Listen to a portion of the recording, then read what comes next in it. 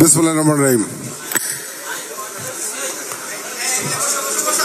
বাংলাদেশ জাতীয়তাবাদী সামাজিক সাংস্কৃতিক সংস্থা জাসাস শেরপুর জেলা শাখার আজকের এই কর্মী সম্মেলন, এই কর্মী সম্মেলনের সম্মানিত সভাপতি, জাসাস কেন্দ্রীয় সংসদের সম্মানিত যুগ্ম আহ্বায়ক ফারজানা চৌধুরী বেবি, সম্মানিত প্রধান অতিথি, যাকে নতুন করে পরিচয় দেওয়ার কোনো কারণ আছে বলে মনে করি না। আমরা দীর্ঘ সময় আমরা এই শেরপুর জেলার রাজনীতিকে সচল, শক্তিশালী, দৃঢ়, ঐক্যবদ্ধ করার জন্য যার নেতৃত্বে দীর্ঘদিন আমরা শেরপুরে সাংগঠনিক কার্যক্রম চালিয়েছি। শেরপুর জেলার এবং বিভিন্ন উপজেলা, পৌরসভা, তৃণমূলে যার নেতৃত্বে আমরা দীর্ঘদিন কাজ করেছি। আমাদের ময়মনসিংহের কৃতি সন্তান, বিএনপির জাতীয় নির্বাহী কমিটির সাবেক সাংগঠনিক সম্পাদক, বর্তমান বিএনপির জাতীয় নির্বাহী কমিটির সংগ্রামী যুগ্ম মহাসচিব এবং সঙ্গত কারণেই জাসাসের একজন প্রিয় মানুষ, যিনি একসময় জাসাসের নেতৃত্ব দিয়েছেন, আমাদের সকলের শ্রদ্ধেয় জনাব সৈয়দ ইমরান সালে প্রিন্স, সম্মানিত প্রধান বক্তা, যার কথা না বললেই নয়। জাসাস আজকে সীমিত গণ্ডি পেরিয়ে সারা বাংলাদেশে একটি সংগঠিত সামাজিক সাংস্কৃতিক শক্তিতে পরিণত হয়েছে, যার অক্লান্ত পরিশ্রমে, যার দৃঢ় নেতৃত্বে জাসাস কেন্দ্রীয় সংসদের বিপ্লবী সদস্য সচিব, সংগ্রামী নেতা জাকির হোসেন রোকন, মঞ্চে উপবিষ্ট জাসাস কেন্দ্রীয় কমিটির সম্মানিত নেতৃবৃন্দ, আমাদের শেরপুর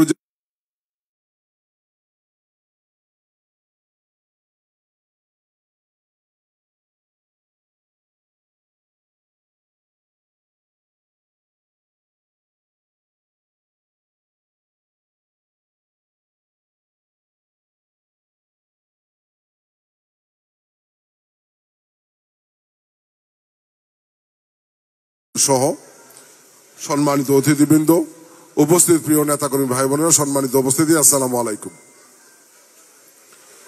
প্রিয় ভাইরা আমার, আমাদের রোকন ভাই মোটামুটি দীর্ঘ বিস্তারিত আলোচনা করেছেন জাসাস সম্পর্কে।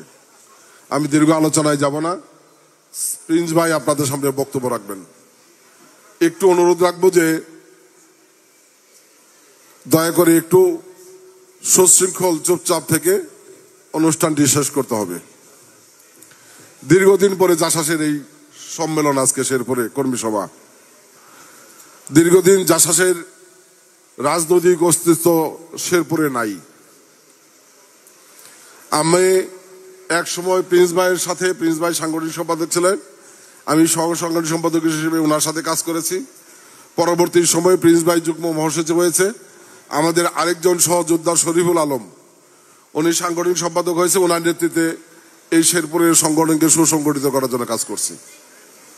দীর্ঘদিন শেরপুরের আপনাদের মতো একজন কর্মী হিসেবে আপনাদের সাথে থাকে। এই শেরপুরের সংগঠনকে সুসংগঠিত করার জন্য আমাদেরও আন্তরিক প্রচেষ্টা রয়েছে।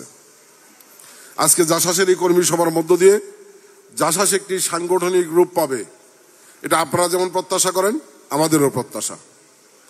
কাজে আমি প্রথমেই ধন্যবাদ জানাই এই আয়োজন করার জন্য এবং অনুরোধ জানাই যে আয়োজনকে আপনারা সুষ্ঠু, সুন্দর, সফল করবেন। একটি সুন্দর আহ্বায়ক কমিটি আজকে গঠিত হবে, যেই কমিটির নেতৃত্বে এই জাসাস আগামী দিনে শেরপুরে রাজনৈতিকভাবে, সামাজিকভাবে, সাংস্কৃতিকভাবে একটি সুসংগঠিত শক্তিতে পরিণত হবে। আমি আমার বক্তব্যের শুরুতেই গভীর শ্রদ্ধা নিবেদন করছি। আমরা এই জাতির মানুষ, যাকে আজীবন শ্রদ্ধা ভরে স্মরণ করি। আমাদের এই জাতির সবচেয়ে বড় অর্জন মহান স্বাধীনতা, যে স্বাধীনতার জন্য ৩০ লক্ষ মানুষকে জীবন দিতে হয়েছে, যে স্বাধীনতার জন্য ২ লক্ষ মা বোনের ইজ্জত গিয়েছে। কিন্তু জাতির একটি চরম দুঃসময়ে, যখন জাতির প্রত্যাশিত নেতা শেখ মুজিবুর রহমান সাহেব এই জাতিকে মুক্তির সঠিক পথ দেখাতে ব্যর্থ হয়েছিলেন, সেই সময় জাতির একটি ক্রান্তি লগ্নে যিনি রাজনৈতিক নেতা না হয়েও এই জাতির মুক্তির প্রয়োজনে ঐতিহাসিক রাজনৈতিক সিদ্ধান্ত নিতে সক্ষম হয়েছিলেন, যিনি নিজের জীবন বাজি রেখে চট্টগ্রামের কালুরঘাট বেতার কেন্দ্র থেকে মহান স্বাধীনতার ঘোষণা দিয়ে জাতিকে মুক্তির সঠিক পথ, স্বাধীনতার পথ দেখিয়েছিলেন, স্বাধীনতার সংগ্রামে লিপ্ত করেছিলেন, যার নেতৃত্বে ৩০ লক্ষ মানুষের জীবনের বিনিময়ে ২ লক্ষ মা বোনের ইজ্জতের বিনিময়ে দীর্ঘ ৯ মাস সশস্ত্র সংগ্রামের মধ্য দিয়ে আমাদের জাতির সবচেয়ে বড় অর্জন স্বাধীন বাংলাদেশ আমরা পেয়েছি। আমাদের জাতির বীর সন্তান, মহান স্বাধীনতার ঘোষক, বীর মুক্তিযোদ্ধা শহীদ জনাব বীরোত্তম সহ সকল বীর শহীদদের আত্মার প্রতি শ্রদ্ধা নিবেদন করছি। প্রিয় ভাইরা আমার, সংক্ষেপে যে কথাটি বলতে চাই, যারা জীবন দিয়ে দেশ স্বাধীন করেছে, যারা জীবন বাজি রেখে যুদ্ধ করেছিল, তাদের স্বপ্ন ছিল তাদের জীবনের বিনিময়েও এই বাংলাদেশ স্বাধীন বাংলাদেশ হবে। স্বাধীন বাংলাদেশের মালিক হবে বাংলাদেশের জনগণ। এই বাংলাদেশের মানুষ স্বাধীনতার স্বপ্ন স্বাদ ভোগ করবে। এই বাংলাদেশে গণতন্ত্র প্রতিষ্ঠিত হবে। উদার গণতন্ত্র প্রতিষ্ঠার মধ্য দিয়ে গণতান্ত্রিক বাংলাদেশে এই বাংলাদেশের মালিক হবে বাংলাদেশের জনগণ। দুর্ভাগ্যজনক আমরা দেখেছি স্বাধীনতা পরবর্তী সময়ে এই বাংলাদেশের গণতন্ত্র বিভিন্ন সময় বিপন্ন হয়ে পড়েছে। শেখ মুজিবুর রহমান সাহেব ক্ষমতা নেওয়ার পরে এই বাংলাদেশের গণতন্ত্রকে বিপন্ন করে একদলীয় শাসন বাকশাল কায়েম করেছিলেন। বাংলাদেশ জনগণের সম্পত্তি ছিল না, আওয়ামী শেখ পরিবারের দলীয় এবং পারিবারিক সম্পত্তিতে পরিণত হয়েছিল। এই বাংলাদেশের মালিক হয়েছিলেন শেখ পরিবার, আর বাংলাদেশের মুক্তিকামী মানুষ, গণতান্ত্রিকামী মানুষ শেখ পরিবারের গোলামে পরিণত হয়েছিল। সেই গোলামির জিঞ্জির থেকে এই বাংলাদেশের গণতন্ত্রকে মুক্ত করেছিলেন যিনি, তিনি আমাদের প্রিয় নেতা, জাতির বীর সন্তান জিয়া রহমান, যিনি সেই বাকশাল বিলুপ্ত করে বহুদলীয় গণতন্ত্র প্রবর্তন করেছিলেন। এই বহুদলীয় গণতন্ত্র আবার বিপন্ন হয়ে পড়েছিল জিয়া রহমানকে হত্যার পরে। বিএনপির নির্বাচিত সরকারকে হটিয়ে স্বৈরাচার এরশাদ বন্ধুকে দল দেখিয়ে ক্ষমতার মস্তদেশের দখল করে স্বৈরতন্ত্র কায়েম করেছিলেন। দীর্ঘ ৮ বছর বাংলাদেশের স্বৈরতন্ত্র চলেছে। বাংলাদেশের গণতন্ত্র আবার বিপন্ন হয়ে পড়েছিল। বাংলাদেশের মানুষ আবার গোলামির জিঞ্জির পড়েছিল। বাংলাদেশের মানুষ ওই স্বৈরতন্ত্রের কাছে গোলামে পরিণত হয়েছিল। সেই গোলামির জিঞ্জির থেকে মুক্ত করার জন্য আমাদের প্রিয় নেতা জিয়া রহমানের সহধর্মিণী বেগম খালেদা জিয়া, যিনি রাজনৈতিক নেতা ছিলেন না, একজন গৃহিণী ছিলেন, গৃহিণী থেকে বেরিয়ে এসে দীর্ঘ ৮ বছর রাজপথে সংগ্রাম করেছেন, নেতৃত্ব দিয়েছেন, ৩ বার কারাভোগ করেছেন। বাংলাদেশের মানুষের মুক্তির কথা বিবেচনা করে স্বৈরতন্ত্রের কাছে মাথা নত করেন নাই, বরং মাথা উঁচু করে আপসীন নেত্রী হিসেবে বাংলাদেশের সকল পেশা শ্রেণীর মানুষকে ঐক্যবদ্ধ করে এই বাংলাদেশে একটি সফল অভ্যুত্থানের মধ্য দিয়ে স্বৈরতন্ত্রের পতন করে গণতন্ত্রকে মুক্ত করেছিলেন। এবং 1990 সালে একটি বিপ্লবের মধ্য দিয়ে, গণতন্ত্র মুক্তির মধ্য দিয়ে বেগম খালেদা জিয়া একটি অবিসংবাদিত নেত্রী হিসেবে রাজনীতির খাতায় নিজের নাম লিখিয়েছিলেন।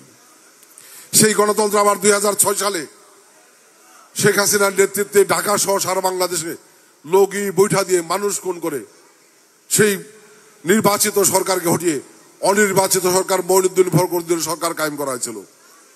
যেই সরকার বাংলাদেশের গণতন্ত্রকে চিরতরে নির্বাসিত করার জন্য -2 ফর্মুলা করেছিলেন।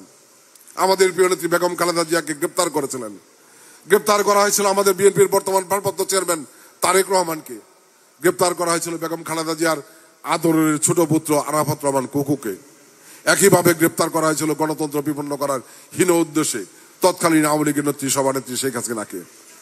আমরা দেখেছি যে সেই সময় -2 ফর্মুলা করা হয়েছিল। শেখ হাসিনা জেলখানায় থেকে সেই অনির্বাচিত মঈনুদ্দিন ফখরুদ্দিন সরকারের সাথে আতাত করে এই বাংলাদেশের মানুষের মুক্তির কথা বিবেচনা না করে, গণতন্ত্রের কথা বিবেচনা না করে, তার দলীয় নেতাকর্মীর কথা বিবেচনা না করে শুধুমাত্র নিজের স্বার্থে সেই অনির্বাচিত মঈনুদ্দিন ফখরুদ্দিন সরকারের সাথে আতাত করে জেলখানা থেকে বেরিয়ে লন্ডন চলে গিয়েছিলেন। বেগম খালেদা জিয়াকে প্রস্তাব দেওয়া হয়েছিল, হুমকি দেওয়া হয়েছিল যে আপনি দেশ না ছাড়লে আপনার 2 সন্তানকে মেরে ফেলা হবে। আপনারা দেখেছেন যে তারেক রহমানকে যখন গ্রেপ্তার করা হয়, সুস্থ সবল টকবকে যুবক, আমরা পরবর্তী সময় টেলিভিশনের পর্দায় দেখেছি তারেক রহমানকে যখন আদালতে নেওয়া হয়েছে মৃত্যু যন্ত্রণায় কাতরাচ্ছেন, তার উপর অমানসিক নির্যাতন করে হয়েছে মেরে ফেলার জন্য। কিন্তু বেগম খালেদা জিয়া দৃঢ় চিত্তে বলেছিলেন যে আমার 2 সন্তান সহ আমাকে মেরে ফেললেও আমি বাংলাদেশ ছেড়ে কোথাও যাব না, বাংলাদেশের বাইরে আমার কোনো ঠিকানা নাই। এই বাংলাদেশের মানুষের মুক্তির কথা বিবেচনা করে, গণতন্ত্রের কথা বিবেচনা করে বেগম খালেদা জিয়া নিজের এবং নিজের পরিবারের জীবনের সর্বোচ্চ ঝুঁকি নিয়েছেন, বাংলাদেশ ছেড়ে যান নাই, বাংলাদেশের মানুষ ছেড়ে যান নাই। আমরা সেই থেকে গণতন্ত্র মুক্তির সংগ্রাম করছি, দীর্ঘ 17 বছর সংগ্রাম করেছি। এই সংগ্রাম করার কারণে বেগম খালেদা জিয়ার মতো অবিসংবাদিত নেত্রীকে অন্যায়ভাবে 2.5 বছরের অধিক সময় জেল কাটানো হয়েছে। এই সংগ্রাম করার কারণে আমাদের ভারপ্রাপ্ত চেয়ারম্যান তারেক রহমানকে অন্যায়ভাবে সাজা দিয়ে দেশের বাইরে রাখা হয়েছে। আজকে 16 বছর তারেক রহমান দেশের বাইরে দিন রাত অক্লান্ত পরিশ্রম করেছেন, লন্ডন বসে থেকে।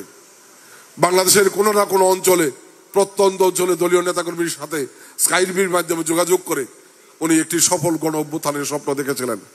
আমরা আল্লাহর কাছে শুকরিয়া করি, সেই গণ অভ্যুত্থানের মধ্য দিয়ে 2024 5 আগস্ট স্বৈরাচার শেখ হাসিনা পালিয়ে যেতে বাধ্য হয়েছে। কিন্তু আমাদেরকে অনেক খেসারত দিতে হয়েছে। ইলিয়াস আলী, চৌধুরী আলম সহ 4,500 নেতাকর্মী হত্যা, গুম, খুনের শিকার হয়েছে। আমাদের সংগ্রামী মহাসচিব সহ লক্ষ লক্ষ নেতাকর্মী দীর্ঘদিন জেল কেটেছে।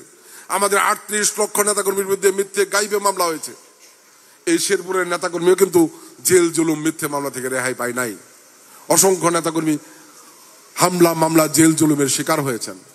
অসংখ্য নেতাকর্মী দিনের পর দিন বাড়িঘর ছাড়া হয়েছেন। অনেকেই তার স্ত্রী সন্তানের মুখ দেখতে পারে নাই, অনেকেই তার বাবার মুখ দেখতে পারে নাই। তারপরে বিএনপি অবিচল 17 বছর সংগ্রাম চালিয়েছে। এই সংগ্রামের চূড়ান্ত পর্যায়ে ছাত্র জনতার সেই বৈষম্য বিরোধী আন্দোলন বিএনপির ভারপ্রাপ্ত চেয়ারম্যানের নেতৃত্বে সরকার পতনের এক দফা আন্দোলনের রূপ নেয় এবং 5 আগস্ট স্বৈরাচার শেখ হাসিনা পালিয়ে যেতে বাধ্য হয়েছে। আজকে স্বৈরাচার শেখ হাসিনা মুক্ত বাংলাদেশ পেয়েছি। যেই বাংলাদেশে আমরা দলকে নতুন করে ঢেলে সাজানোর কাজ করছি, যার অংশ হিসেবে জাসাসের আজকের এই কর্মী সভা। এই কর্মী সভার একটি বিশেষ গুরুত্ব রয়েছে। আপনাদেরকে অনুধাবন করতে হবে, আজকে সারা বাংলাদেশের মানুষ যারা গণতন্ত্রের মুক্তির সংগ্রাম করেছে বিএনপির নেতৃত্বে, সারা বাংলাদেশের মানুষ বিএনপির নেতৃত্বে ঐক্যবদ্ধভাবে সংগ্রাম করে স্বপ্ন দেখেছে। বিএনপি সেই স্বপ্ন দেখেছে। 17 বছরে আমরা স্বৈরতন্ত্রের বিরুদ্ধে সংগ্রাম করেছি, গণতন্ত্র প্রতিষ্ঠার স্বপ্ন দেখিয়েছি। 17 বছর দুর্নীতির বিরুদ্ধে সংগ্রাম করেছি, দুর্নীতি মুক্ত বাংলাদেশের স্বপ্ন দেখিয়েছি। 17 বছর আমরা সন্ত্রাসের বিরুদ্ধে সংগ্রাম করেছি, সন্ত্রাস মুক্ত বাংলাদেশ প্রতিষ্ঠার স্বপ্ন নিয়ে। যে কারণে আজকে বাংলাদেশের মানুষ বিএনপির নেতৃত্বে সন্ত্রাস মুক্ত, দুর্নীতি মুক্ত, লুটপাট মুক্ত, বুট ডাকাত মুক্ত বাংলাদেশ দেখতে চায়। সেই বাংলাদেশ প্রতিষ্ঠা করতে হলে বিএনপির নেতৃত্বে প্রতিষ্ঠা করতে হবে এবং বিএনপির নেতা ভারপ্রাপ্ত চেয়ারম্যান তারেক রহমানের নেতৃত্বে আজকে বাংলাদেশের মানুষ সেই স্বপ্ন দেখছে। সেই স্বপ্ন বাস্তবায়ন করতে হলে আমাদের দলকে সুসংগঠিত করতে হবে। সেই স্বপ্ন বাস্তবায়ন করতে হলে আমাদের সকল মত পার্থক্য বদলে দলের সকল নেতাকর্মীকে ঐক্যবদ্ধ হতে হবে। সেই স্বপ্ন বাস্তবায়ন করতে হলে দলের নেতাকর্মীদেরকে দেশের স্বার্থে দলের সাথে কাজ করতে হবে, জনগণের স্বার্থে কাজ করতে হবে। নেতৃত্ব নিয়ে দালালি করা, নেতৃত্ব নিয়ে চাঁদাবাজি করা, দল ব্যবহার করে নিজের স্বার্থ উদ্ধার করা, সেই রাজনীতি করার সুযোগ আগামী দিনে থাকবে না। যে কারণে ভারপ্রাপ্ত চেয়ারম্যান নেতৃত্বে আজকে নতুন করে দলকে সাজানো হচ্ছে, যার অংশ হিসেবে আজকে জাসাসের এই কর্মী সভা। আমরা বিশ্বাস করি জাসাসের এই কর্মী সভার মধ্য দিয়ে আজকে একটি নতুন সুন্দর কমিটি গঠন হবে, যে কমিটির নেতৃত্বে শেরপুরের বিএনপি এবং শেরপুরের জাসাস আগামী দিনে আরো বেশি সৎ, স্বচ্ছ, সাহসী, শক্তিশালী নেতৃত্ব প্রতিষ্ঠা হবে। আমি আমার বক্তব্য দীর্ঘায়িত করছি না। আমি বিনয়ের সাথে অনুরোধ করছি যে আজকে দীর্ঘ 17 বছর সংগ্রামের পরে আমরা যেই বাংলাদেশের স্বপ্ন দেখছি, আপনারা জানেন যে একদিকে বাংলাদেশের মানুষ সামনে নির্বাচন নিয়ে স্বপ্ন দেখছে, আর যাদের নির্বাচিত হওয়ার সম্ভাবনা নাই তারা নির্বাচনকে বানচাল করার ষড়যন্ত্র করছে। সেই ষড়যন্ত্রকারীদেরকে মোকাবেলা করতে হলে বিএনপিকে মোকাবেলা করতে হবে। তাদেরকে মোকাবেলা করতে হলে বিএনপি নেতার নেতৃত্বে বাংলাদেশের জনগণকে ঐক্যবদ্ধ করে সেই ষড়যন্ত্র মোকাবেলা করতে হবে। কাজেই বিএনপির আজকে আমরা 17 বছরে যে দায়িত্ব পালন করে যে জায়গায় দাঁড়িয়েছি, আর যদি আমাদের ভুলের কারণে এই বাংলাদেশে আবার কোনো অপশক্তি রাষ্ট্রীয় ক্ষমতায় অধিষ্ঠিত হয়, তাহলে বাংলাদেশের মানুষকে সবচেয়ে বড় খেসারত দিতে হবে। আমরা সেই খেসারত দিতে চাই না, কারণ আমরা 17 বছরে সবচেয়ে বেশি ত্যাগ স্বীকার করেছি। কাজেই আমাদের যে কোনো মূল্যে, যে কোনো ত্যাগের বিনিময়ে সকল নেতাকর্মী ঐক্যবদ্ধ হয়ে আগামী দিনে আমাদের সেই স্বপ্ন বাস্তবায়ন করতে হবে। এই বাংলাদেশকে জনগণের বাংলাদেশে রূপান্তর করতে হবে আমাদের নেতা ভারপ্রাপ্ত চেয়ারম্যান তারেক রহমানের নেতৃত্বে। সেই প্রত্যাশা নিয়ে আমরা এগিয়ে যাব এবং সেই স্বপ্ন নিয়েই আজকে জাসাসের একটি সুন্দর কমিটি এখানে গঠিত হবে, যেই কমিটি আগামী দিনে শেরপুর বিএনপির সাথে ঐক্যবদ্ধভাবে জাসাসকে সুসংগঠিত করা, আমাদের যে সংস্কৃতি, দেশীয় সংস্কৃতি, যেটি বিগত সরকারের সময় আজকে দেশের সংস্কৃতি হারিয়ে সেই অপশক্তি ভর করেছিল, সেই অপশক্তিমুক্ত দেশীয় সংস্কৃতিকে আবার বাংলাদেশে সুপ্রতিষ্ঠিত করতে হবে। সেই প্রত্যাশা নিয়েই আজকে এই জাসাসের একটি সুন্দর কমিটি এখানে গঠিত হবে। এই প্রত্যাশা ব্যক্ত করে আজকে জাসাসের কেন্দ্রীয় সদস্য সচিব, যার কথা আমি সংক্ষেপে বলেছি, যে যার নেতৃত্বে আজকে জাসাস সারা বাংলাদেশে একটি সংগঠিত শক্তিশালী রূপ ধারণ করেছে, যে জাকির হোসেন রোকন সহ জাসাসের নেতৃবৃন্দ যারা কষ্ট করে আজকে শেরপুরে এই কর্মী সভায় যোগদান করেছেন, আমি এই অঞ্চলের পক্ষ থেকে বিএনপি জাতীয় বিভাগ কমিটির পক্ষ থেকে তাদেরকে সংগ্রামী শুভেচ্ছা কৃতজ্ঞতা জানিয়ে আপনাদের সকলের শুভকামনা করে আমার বক্তব্য শেষ করছি। সবাই ভালো থাকবেন, সুস্থ থাকবেন, সকলকে ধন্যবাদ। আসসালামু আলাইকুম।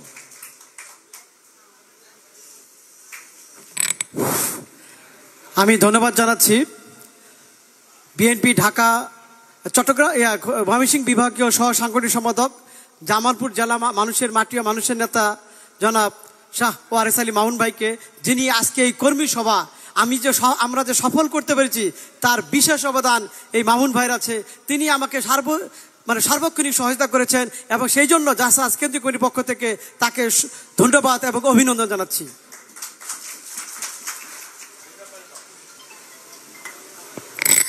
ধন্যবাদ আমাদের আজকের বিশেষ অতিথি জনাব অ্যাডভোকেট শাহ ওয়ারেস আলী মামুন ভাইকে তার সুন্দর সাবলীল গুরুত্বপূর্ণ বক্তব্য রাখার জন্য।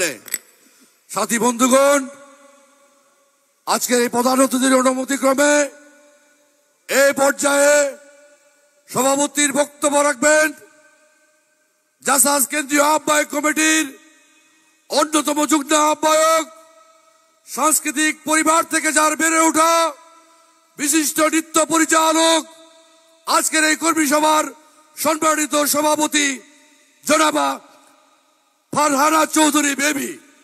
ফারহানা চৌধুরী বেবি আমাকে তার সভাপতির বক্তব্য রাখার জন্য অনুরোধ জানাচ্ছি। বিসমিল্লাহির রহমানির রহিম। ধন্যবাদ রঞ্জু ভাই। আমার মা বাবা আকিকা দিয়ে একটা নাম রেখেছে ফারহানা চৌধুরী বেবি, কিন্তু অনেকে ফারজানা চৌধুরী বলছে।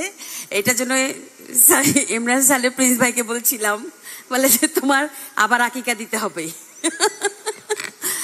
যাই হোক, আজকে শেরপুর জেলার এই কর্মী সম্মেলনে আমাদের প্রধান অতিথি আছেন আমাদের ইমরান সালে প্রিন্স ভাই, আমাদের প্রিয় নেতা। ওনার সাথে অনেক কিছু শিখেছি, অনেক সাংস্কৃতিক ক্ষেত্রে অনেক জায়গায় গিয়েছি, অনেক বড় বড় প্রোগ্রাম করেছি, সেই থেকে অনেক কিছু দেখা, অনেক কিছু শেখা। আছেন বিশেষ অতিথি জনাব অ্যাডভোকেট ওয়ারেস আলী মামুন ভাই। ওনার সাথে এর আগে একবার দেখা হয়েও হয়নি ঢাকায় পার্টি অফিসে, তো উনি অনেক সুন্দর সুন্দর কথা বলে গেলেন। এবং আজকে এখানে আমাদের প্রধান বক্তা আমাদের জাকির হোসেন রোকন ভাই, সদস্য সচিব বাংলাদেশ জাতীয়তাবাদী সামাজিক সাংস্কৃতিক সংস্থা জাসাসে। আছেন আমাদের হজরত আলী ভাই, সবার সাথে আজকে প্রথমেই দেখা আমার এখানে। এবং জনাব অ্যাডভোকেট সিরাজুল ইসলাম সাহেব আছেন, জনাব ABM মামুনুর রশিদ পলাশ সাহেব আছেন, এবং আরো নেতৃবৃন্দ আছেন। আমাদের হজরত ভাই আছেন, এবং আমাদের যুগ্ম আহ্বায়ক জাসাসের ফেরদৌস ভাই, শাহিন ভাই, আমাদের সদস্য বেলাল ভাই। সবার নাম পুরোপুরি বলতে গেলে অনেকক্ষণ লাগবে। সবাইকে আসসালামু আলাইকুম। এবং আমার সামনে বসা আমাদের সহকর্মী, সবাইকে অনেক শুভেচ্ছা জানাচ্ছি। আমার এই প্রথম কিন্তু শেরপুরে আসা। শেরপুরের মানুষজন কিন্তু অনেক অনেক বান্ধব প্রিয়, কারণ আমি এসে খুব ভালো লাগলো তাদের আতিথেয়তা দেখে। তারা কিন্তু অনেক কি বলবো, আন্তরিকতার সাথে, কিন্তু আমরা গতকালকে এসেছি, আন্তরিকতার সাথে তারা আমাদেরকে বরণ করে নিল। এবং ঢাকা থেকে যখন এসছিলাম, প্রথমে টাঙ্গাইল, তারপরে মধুপুর, জামালপুর, এরপর এসে শেরপুরে আসলাম। এবং আমরা ছিলাম গজনীতে। খুব সুন্দর জায়গা, শুনেছি, দেখার ইচ্ছা ছিল, সেটা দেখা হলো। আজকে এই কর্মী সভায় একটু অনুষ্ঠানের ব্যতিক্রম হয়েছে। আপনারা যারা এই মানে কি বলবো মানে ব্যতিক্রম ঘটালেন, এটা আসলে খুবই দুঃখজনক। তবে আমরা কি আমাদের এই যে জাতীয়তাবাদী দল বিএনপি, এটাকে কি ভালোবাসি? সবাই সবাই বাসি? সবার হাত দেখব।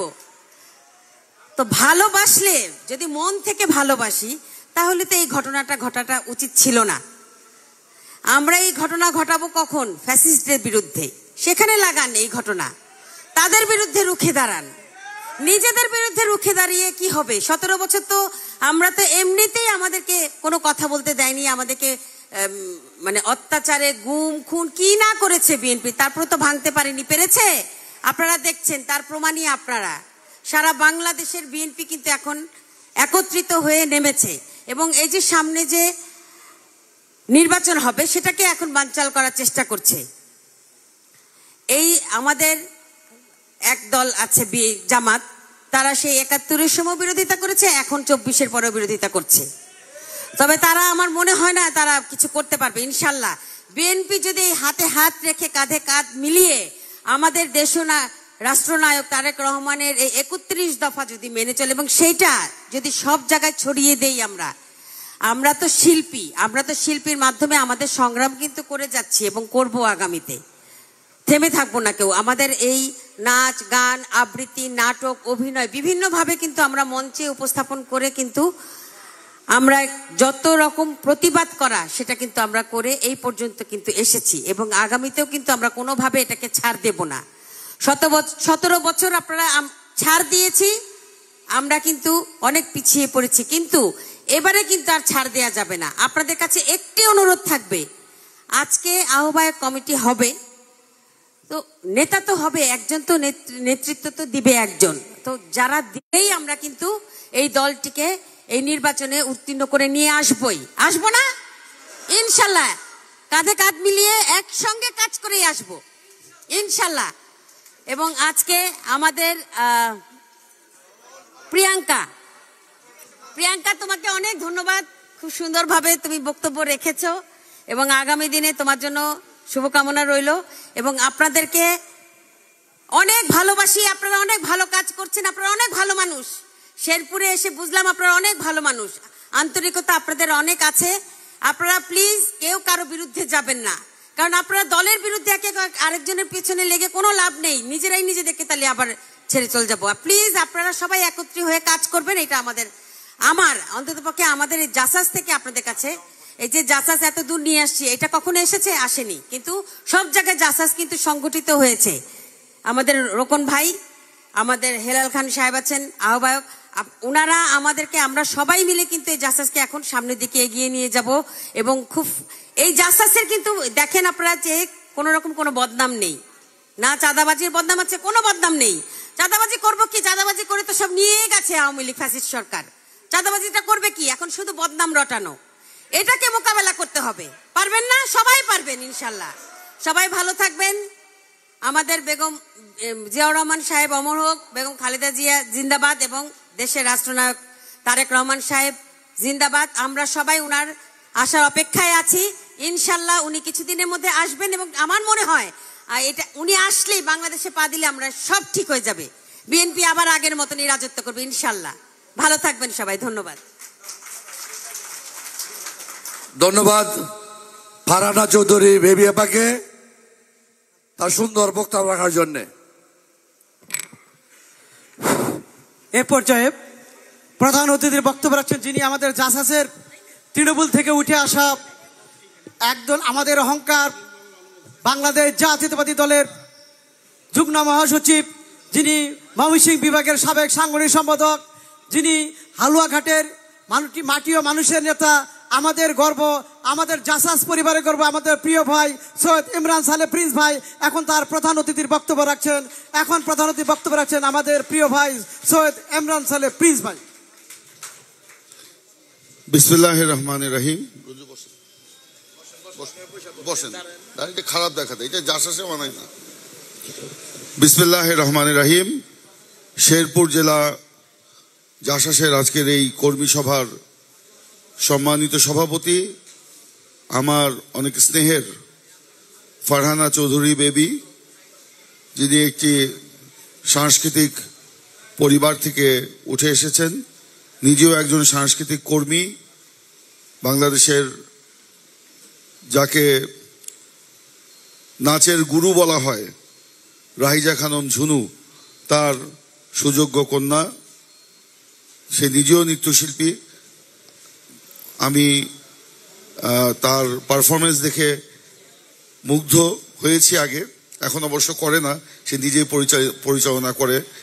তার সাথে বিদেশ ট্যুর হয়েছে আমার বেশ কয়েকটি, এবং সেখানে বাংলাদেশকে সে যেভাবে রিপ্রেজেন্ট করেছে, তো এটা আসলে বলার অপেক্ষা রাখে না। সেই বেবি আজকে এখানে সভাপতিত্ব করছে।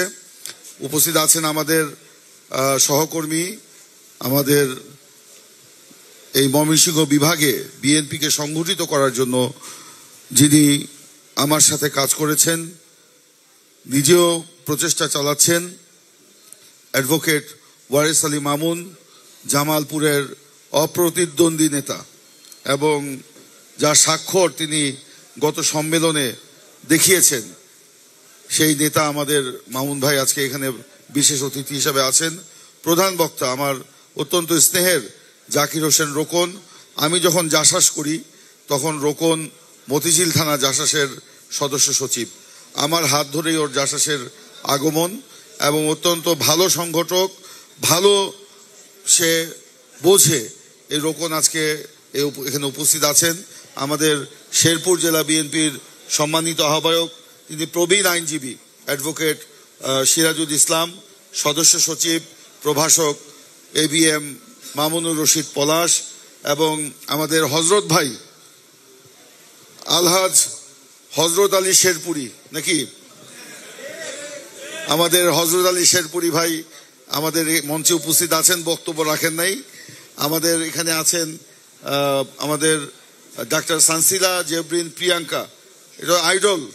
গত 18 সালের নির্বাচনে যেভাবে তিনি এখানে লড়াই করেছেন, আমি এসেছিলাম তার নির্বাচনের সময়, হজরত আলী ভাই তখন জেলে ছিলেন, যে একাই ফাইট করেছে, এবং সমগ্র শেরপুর না, বাংলাদেশ না, সমগ্র পৃথিবীতে তার সেই ফাইটের যে চিত্র ছড়িয়ে পড়েছিল, সে এখানে উপস্থিত আছেন। উপস্থিত আছেন আমাদের অন্যান্য নেতৃবৃন্দ। আমি নাম বলে সময়টা নষ্ট করতে চাই না। আমি দেখলাম হজরত আলী ভাই ফোন করে বিদ্যুৎ অফিসকে বলেছে আর 5টা মিনিট বিদ্যুৎ রাখার জন্য, সেই জন্য আমি সময় নষ্ট করতে চাই না। যাই হোক, আজকে শেরপুরে আমার অনেকদিন পরে আগমন। আমার বাড়ি সবাই আপনারা জানেন হালুয়াঘাট, হালুয়াঘাটের পাশেই শেরপুর, এবং আমাদের আচার আচরণ, আমাদের কথাবার্তা, আমাদের চলন বলন মোটামুটি এক ধরনেরই তো সংস্কৃতি। কিন্তু আজকে এখানে যেটা হয়ে গেল, এটা আমাদের সংস্কৃতির বাইরে। তো যাই হোক, এটা হয়, কিন্তু জাসাসের কর্মী সম্মেলনে এরকম হওয়া উচিত না। জাসাসকে, যারা জাসাস করবেন তাদেরকে সংস্কৃতি বনা হতে হবে, তাদেরকে সংস্কৃতিকে ধারণ করতে হবে, এবং একজন রাজনীতিবিদ তখনই পূর্ণাঙ্গ রাজনীতিবিদ হতে পারবেন যখন সে নিজের সংস্কৃতি মনা হয়। আমাদের নেতা শহীদ প্রেসিডেন্ট জিয়াউর রহমান, আপনারা জানেন কিনা জানি না, তিনি কিন্তু একজন সংস্কৃতিবান মানুষ ছিলেন। তিনিও কিন্তু একটা সাংস্কৃতিক পরিবার থেকে উঠে এসেছেন। তার মা জাহানারা বেগম সেই সময় পাকিস্তান আমলে রেডিওতে তিনি নজরুল সঙ্গীত গাইতেন। খুব 1 নম্বর 2 নম্বর নজরুল সঙ্গীতের মধ্যে তার অবস্থান ছিল, এবং তিনি নিজেও সংস্কৃতিকে লালন করেছেন। তার সংগঠন জাসাস বাংলাদেশের রাজনৈতিক ইতিহাসে কোন রাজনৈতিক দলের অঙ্গ সংগঠন জাসাস এই প্রথম। সাংস্কৃতিক সংগঠন যে অঙ্গ সংগঠন হয় এটা প্রথম। আওয়ামী লীগেও কিন্তু অঙ্গ সংগঠন ছিল না, বা অন্য অঙ্গ সংগঠন ছিল না। তিনি কেন জাসাসকে বিএনপির অঙ্গ সংগঠন করেছিলেন? ওই যে বললাম, যদি রাজনীতি করতে হয় সংস্কৃতির কাছে যেতে হবে, ওটাই আমাদের গোড়া। আমার সংস্কৃতি যদি ঠিক না থাকে, আমার রাজনীতিও ঠিক থাকবে না। আজকে এই যে আমাদের অপসংস্কৃতি বা আকাশ সংস্কৃতি যাই বলি না কেন, এই অপসংস্কৃতির করাল গ্রাসে আমার নিজস্ব সংস্কৃতি লুপ্ত হয়ে যাচ্ছে। আজকে ইয়াং জেনারেশনকে জিজ্ঞেস করেন যে লালনের কথা বলতে পারবে না, জিজ্ঞেস করেন নজরুলের কথা বলতে পারবে না, জিজ্ঞেস করেন সাবিনী ইয়াসমিন কে, বা রুনা লায়লা কে, কিংবা রথীন্দ্রনাথ রায় কে, কিংবা জিজ্ঞেস করেন শাহনাজ রহমতুল্লাহকে, তারা বলতে পারবে না। আজকে এই যে অপসংস্কৃতি, এই অপসংস্কৃতির করাল গ্রাসে আমার নিজস্ব সংস্কৃতি লুপ্ত হয়ে গেছে। আজকে জাসাসকে সেই গুরু দায়িত্ব নিতে হবে, সেই গুরু দায়িত্ব নিতে হবে সেই আমার যে লুপ্ত প্রায় সংস্কৃতি সেখান থেকে তুলে আনার জন্য। সেই জন্য জাসাস করতে গেলে বলছি সাংস্কৃতিক কর্মী হতে হবে, সংস্কৃতিবান হতে হবে। শুধু গান জানলে, নাচ জানলে, কবিতা লেখা শিখলেই কিংবা প্রবন্ধ লিখলেই জাসাস করা যাবে না। ভালো সংগঠকও দরকার। এই যে রোকন ভালো সংগঠক আছে। আমি কি গান, নাচ, কবিতা, মাঝে মধ্যে কবিতা লিখি, আগে লিখতাম কম বয়সে। তো স্কুলের বা কলেজের অনেক স্মরণিকায় অনেক কবিতাও প্রকাশিত হয়েছে, কিন্তু আমরা সংগঠক ছিলাম। সংগঠকও দরকার। সংগঠক ছাড়া শুধুমাত্র সাংস্কৃতিক কর্মী দিয়ে একটা সংগঠন গড়ে উঠবে না। শুধুমাত্র সাংস্কৃতিক কর্মী, এর সাথে সামাজিক আন্দোলনের সাথেও যারা জড়িত তাদেরকেও জাসাসে সম্পৃক্ত করতে হবে। এই যে পরিবেশ আন্দোলন, এই যে আপনার ধরেন যৌতুক বিরোধী আন্দোলন, নারী নির্যাতন বিরোধী আন্দোলন, পরিবেশ আন্দোলনের কথা বললাম, এই আন্দোলনের সাথেও যারা যুক্ত তাদেরকেও জাসাসে সম্পৃক্ত করতে হবে। কারণ শহীদ প্রেসিডেন্ট জিয়াউর রহমান জাসাসকে বিএনপির একটি সামাজিক সাংস্কৃতিক প্ল্যাটফর্মের পাশাপাশি একটা থিঙ্ক ট্যাঙ্ক হিসাবে প্রতিষ্ঠা করতে চেয়েছিলেন। সেটা হয়তো আমরা কালের পরিক্রমায় পারি নাই, নানান ঘাত প্রতিঘাতে আমরা হয়তো পিছিয়ে পড়েছি, কিন্তু সেই মিশন নিয়ে আমাদেরকে কিন্তু এগিয়ে যেতে হবে। আমি আশা করি শেরপুরে আগামী দিনে আপনারা সেই শেরপুরের যারা সাংস্কৃতিক কর্মী রয়েছে, সামাজিক আন্দোলনের কর্মী রয়েছে, যারা কবি, সাহিত্যিক, গীতিকার, সুরকার কিংবা সঙ্গীত শিল্পী, নৃত্যশিল্পী, ওরা মাহারি বলে, মাহারির প্রতিনিধিদের সাথে বসেছিলাম দীর্ঘদিন পরে। মানে আমাদের বিএনপি সম্পর্কে তাদেরকে একটা সবসময় ভুল ধারণা দেওয়া হতো। বিএনপি একটা সাম্প্রদায়িক সংগঠন, বিএনপি একটা ধর্মভিত্তিক সংগঠন, বিএনপি শুধু যারা বাংলায় কথা বলে, বাংলা সংস্কৃতিতে বিশ্বাস করে তাদের সংগঠন। কিন্তু তা না। শহীদ প্রেসিডেন্ট জিয়াউর রহমান যে বাংলাদেশি জাতীয়তাবাদ আপনাদেরকে দিয়ে গেছেন, এটা হলো পূর্ণাঙ্গ জাতীয়তাবাদ। স্বাধীনতা পরবর্তীকালে শেখ মুজিবুর রহমান যে বাঙালি জাতীয়তাবাদটা প্রতিষ্ঠা করেছিলেন, সেই বাঙালি জাতীয়তাবাদ ছিল আংশিক জাতীয়তাবাদ, অর্থাৎ বাংলা ভাষা ভিত্তিক, বাংলা সংস্কৃতি কেন্দ্রিক।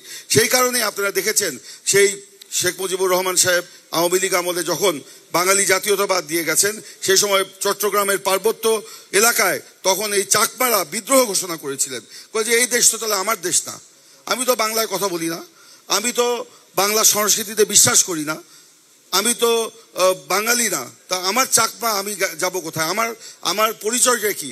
সেই সময় তারা বিদ্রোহ ঘোষণা করেছিলেন এবং সেই বিদ্রোহ একটা পর্যায়ে বিচ্ছিন্নতাবাদী আন্দোলনে পরিণত হয়েছিল, শান্তি বাহিনী প্রতিষ্ঠিত হয়েছিল এবং সেই আমাদের পার্বত্য চট্টগ্রাম রক্তাক্ত হয়েছিল। আমাদের সেই পার্বত্য চট্টগ্রাম আমাদের হাতছাড়া হওয়ার উপক্রম হয়েছিল। মনে আছে আপনাদের সেই কথা? সেই শেখ মুজিবুর রহমানের জন্য। কিন্তু শহীদ প্রেসিডেন্ট জিয়াউর রহমান সেই ৭৫ সালের পরে এসে তিনি উপলব্ধি করলেন এই জাতিকে ঐক্যবদ্ধ করতে হবে। আমরা এই বাংলাদেশের ৫৪,০০০ বর্গমাইল, ৫৬,০০০ বর্গমাইলের মধ্যে আমরা যারা বসবাস করি, কেউ আমরা বাংলা ভাষায় কথা বলি, কেউ আমরা গারোদের ভাষায় কথা বলি, কেউ চাকমা, কেউ হাজং, কেউ আপনার যে মণিপুরি, কেউ আপনার সাঁওতাল, আবার কেউ ধর্মে আমরা মুসলমান, কেউ হিন্দু, কেউ বৌদ্ধ, কেউ খ্রিস্টান। কিন্তু এই বাংলাদেশের স্বাধীন ভূখণ্ডে আমরা যারা বসবাস করি, আমাদের সকলের জাতীয়তাবাদ হবে বাংলাদেশি জাতীয়তাবাদ। এই যে উনি একটা পূর্ণাঙ্গ জাতীয়তাবাদ দিয়ে গিয়েছিলেন, এটা আমরাও কিন্তু আমরা জনগণের কাছে ঠিক মতো পৌঁছাতে পারি নাই আওয়ামী লীগের বিগত ১৫-১৬ বছরের দমন নিপীড়নের কারণে। এই জন্য তাদের কাছে আমাদেরকে বিভ্রান্তিমূলকভাবে উপস্থাপন করা হয়েছে। আজকে আমি সকালে বসে বলেছি এটা বিভ্রান্তি। আপনারা আসেন, আমাদের সাথে কাজ করেন। আজকে তারা হাতে হাত মিলিয়ে ঐক্যবদ্ধ হয়েছে এবং আমরা ইনশাল্লাহ আমরা কাজ আগের থেকে শুরু করেছি। আপনারা জানেন গত মাসে ময়মনসিংহে আমাদের জনাব তারেক রহমানের নেতৃত্বে আমরা ক্ষুদ্র জাতিগোষ্ঠীদের একটা সম্মেলন করেছিলাম।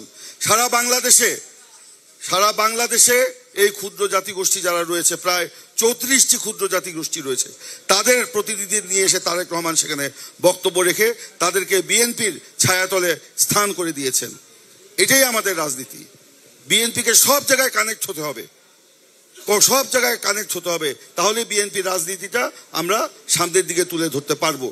আর দেখেন, এই যে বলা হয়, এটা আওয়ামী লীগের অবশ্য ন্যারেটিভ যে জামাত বিএনপি, জামাত বিএনপি, জামাত বিএনপি। জামাত হলো আরেকটা সংগঠন, বিএনপি হলো আরেকটা রাজনীতি। আজকে সাধারণ মানুষ কিন্তু এই কথা শুনতে শুনতে, ইয়াং জেনারেশন যারা, তারাও কিন্তু বিভ্রান্তিতে পড়েছে। জামাত ইসলাম একটা রাজনৈতিক দল, তাদের সাথে আমাদের কৌশলগত ঐক্য হয়েছিল। এই কৌশলগত ঐক্যটা কি? রাজনৈতিক ঐক্য, নির্বাচনী ঐক্য হয়েছিল, গণতন্ত্রকে ফিরিয়ে আনার জন্য ঐক্য হয়েছিল। কিন্তু তারা, আমরা এক রাজনীতি নয়। তাদের রাজনীতি আমাদের রাজনীতি থেকে যোজন যোজন দূরে অবস্থান। তারা মুসলিম জাতীয়তাবাদে বিশ্বাস করে, ইসলামী জাতীয়তাবাদে বিশ্বাস করে, কিন্তু বিএনপি বাংলাদেশি জাতীয়তাবাদে বিশ্বাস করে। বিএনপি ধর্মীয় মূল্যবোধে বিশ্বাস করে। বিএনপি ইসলাম ধর্মীয় ইসলাম মুসলিম জনগোষ্ঠীর মধ্যে ইসলামী মূল্যবোধ প্রতিষ্ঠা করতে চায়। হিন্দু জনগোষ্ঠীর মধ্যে হিন্দুত্ববাদী যে হিন্দু যে কি বলে এটাকে মূল্যবোধ, সেটা প্রতিষ্ঠা করতে চায়। বৌদ্ধদের মধ্যে বৌদ্ধদের ধর্মীয় মূল্যবোধ প্রতিষ্ঠা করতে চায়, এবং খ্রিস্টানদের মধ্যে খ্রিস্টান মূল্যবোধ প্রতিষ্ঠা করতে চায়। অর্থাৎ যার যার ধর্মীয় মূল্যবোধ তারা যদি স্বাধীনভাবে চর্চা করতে পারে, তাহলে আমাদের এই সমাজে কোনো বিভেদ থাকবে না, কোনো ক্যাওয়াস কনফিউশন থাকবে না, কোনো অনৈতিকতা থাকবে না। আমরা সবাই নীতি নৈতিকতার সাথে চলতে পারবো। এটাই হচ্ছে জিয়াউর রহমানের রাজনীতি। আমরা ধর্মীয় মূল্যবোধে বিশ্বাস করি, জামাত সেটাতে অনেক দূরে। তো সেই কারণে আজকে এই যে আমাদের সাথে জামাতের যে আন্দোলন বা ঐক্য ছিল, সেই ঐক্যের কারণে অনেকে কিন্তু বিভ্রান্ত হয়েছে। আজকে সে ঐক্য নাই। আর কশ্চিনকালে জামাতের সাথে আমাদের ঐক্য হবে কিনা সন্দেহ আছে। এরা একটা মুনাফিক দল। জিয়াউর রহমান না থাকলে তাদের বাংলাদেশে রাজনীতি করার কোনো সুযোগ ছিল না। বেগম খালেদা জিয়া না থাকলে তাদের রাজনীতি করার সুযোগ ছিল না। তাদের নেতাদেরকে যখন ধরে ধরে হাসিনা ফাঁসি দিয়েছিল, আর কেউ নাই, বেগম খালেদা জিয়া, বিএনপি তাদের পাশে ছিল। গত 18 সালের নির্বাচনে তাদের প্রতীক ছিল না, তাদের প্রতীক কেড়ে নেওয়া হয়েছিল। বিএনপি তাদের ধানের শীষের প্রতীক 40টা আসন তাদেরকে প্রতীকে দিয়ে দিয়েছিল। এটা আমরা সবাই মানতে পেরেছি কিনা জানি না, কিন্তু দিয়ে দেওয়া হয়েছিল রাজনীতির স্বার্থে। তাদের সেই কৃতজ্ঞতা বোধ নাই। আজকে তারা বলে পিয়ার। আমরা ফ্যাসিবাদ বিরোধী আন্দোলন করেছি। আমরা আমাদের এই আন্দোলনের কথা মামুন ভাই, রোকন ভাই তারা বিস্তারিতভাবে বলেছে। আমি ওই দিকে আর যেতে চাই না। আমি দেশের বর্তমান প্রেক্ষাপটে আমি বলতে চাই যে আমরা আজকে ফ্যাসিবাদ বিরোধী আন্দোলন সফলভাবে শেষ করার পর আমরা গণতন্ত্রের পথে নতুন করে যাত্রা শুরু করেছি। ইনশাল্লাহ আগামী ফেব্রুয়ারিতে নির্বাচন হবে।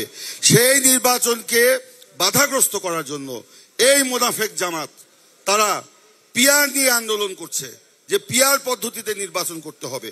আরে পিয়ার তো বাংলাদেশের জনগণ কেউ জানেও না। আমি বিভিন্ন জায়গায় গণসংযোগ করছি, হাটে মাঠে ঘাটে আমরা কথা বলি, চায়ের স্টলে বসি, মানুষকে জিজ্ঞেস করি, চাচা পিয়ার কি? ভাই চাচা, কেউ কয় পেয়ারা, কেউ কয় পেয়ারা, আরেকজন বলে যে এই যে পেয়ালা সামনে আছে। আসলে পিয়ার নিয়ে তারা বুঝে না কিছু। এখন পিয়ার পিয়ার তারা করে তারা আন্দোলন করছে। আসলে পিয়ার নিয়ে তারাও কিন্তু আন্তরিক নয়। তারাও পিয়ার চায় কিনা সন্দেহ। যদি তারা চাইতোই, তাহলে আরো 6 মাস আগে 300 আসনে তারা প্রার্থী ঘোষণা করে তাদের প্রার্থীদেরকে ময়দানে নামিয়ে দিত না। পিয়ার মানে কি? ভোট হবে, দল থাকবে, মার্কা থাকবে, প্রার্থী থাকবে না। এখন ধরেন প্রিয়াঙ্কা বা আমি বা পলাশ কিংবা সিরাজ ভাই কিংবা হজরত ভাই, মামুন ভাই, আমরা যদি নির্বাচন করি, দল আমাদেরকে আমাদের আসন থেকে দিল না, তাহলে আমাদের এলাকার জনগণ কাকে ভোট দিবে? অসুবিধায় মধ্যে পড়লে কার কাছে যাবে? অসুবিধায় পড়লে কারো কাছে তো যাওয়ার নাই। এইটা হচ্ছে পিয়ার। আর পিয়ারে তারা বিশ্বাস যদি করতোই, তারা 6 মাস আগে তাহলে এই প্রার্থী দিয়ে তাদেরকে নামিয়ে দিত না। আরেকটি কথা দেখেন, ঐক্যমত্য কমিশনের বৈঠক চলছে গত প্রায় 1 বছর যাবৎ।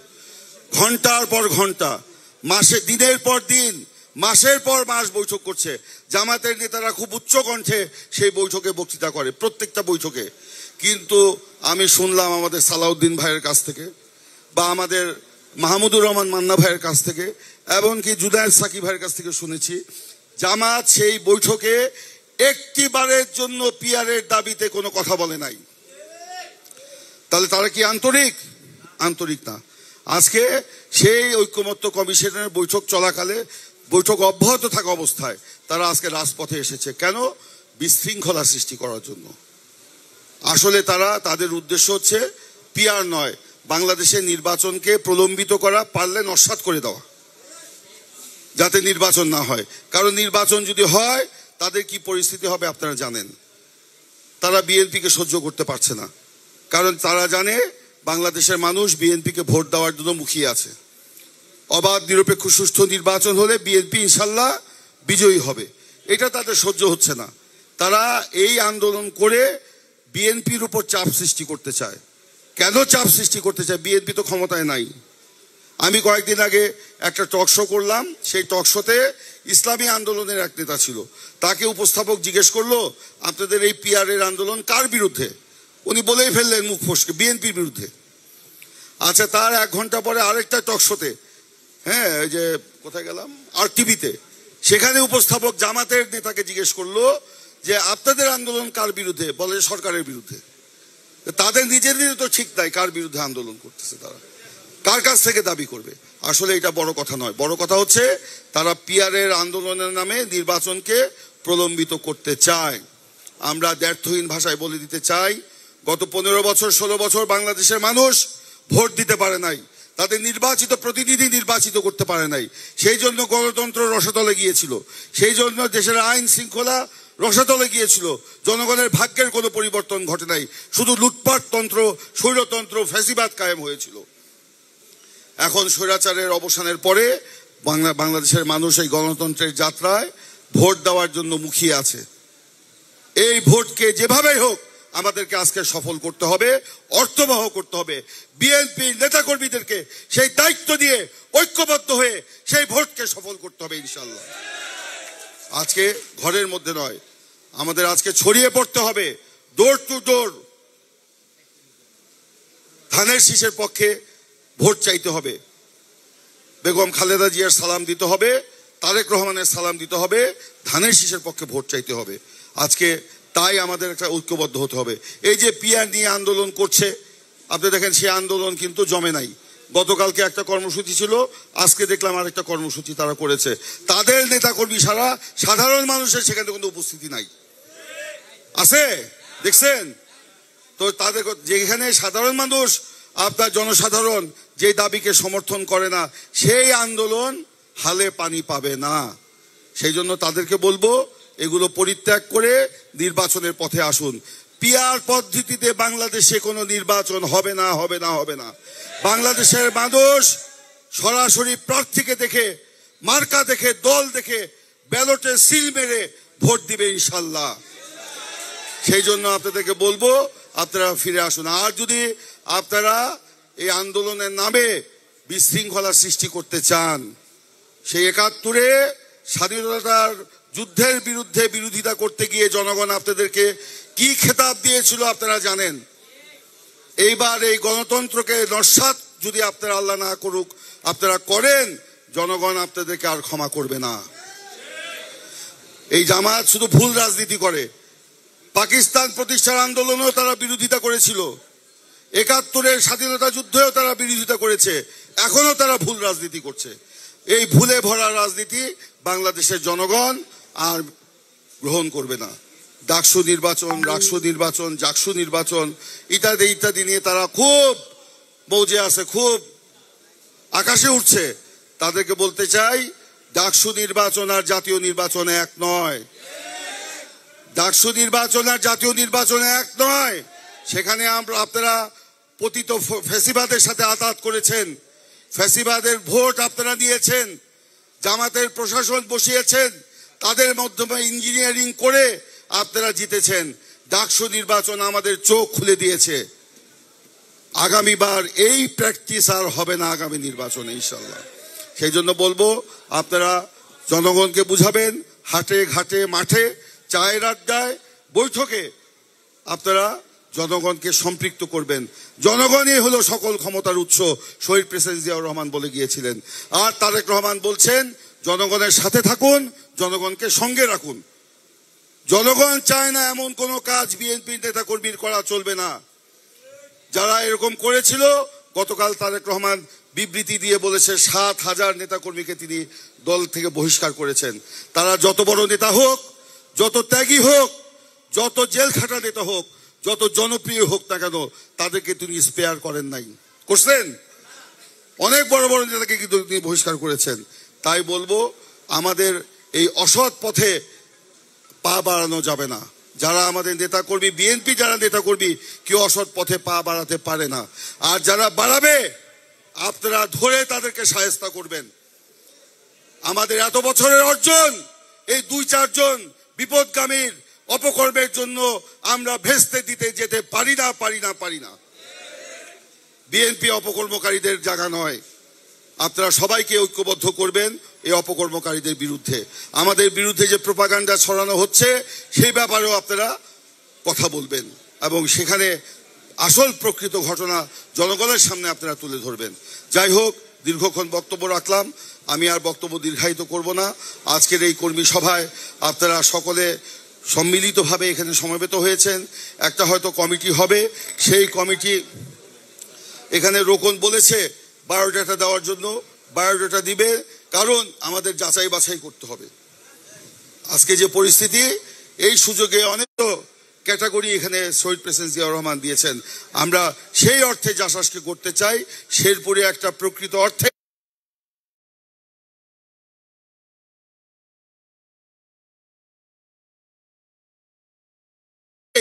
একটা অত্যন্ত গ্রহণযোগ্য এবং শক্তিশালী জাসাস হোক।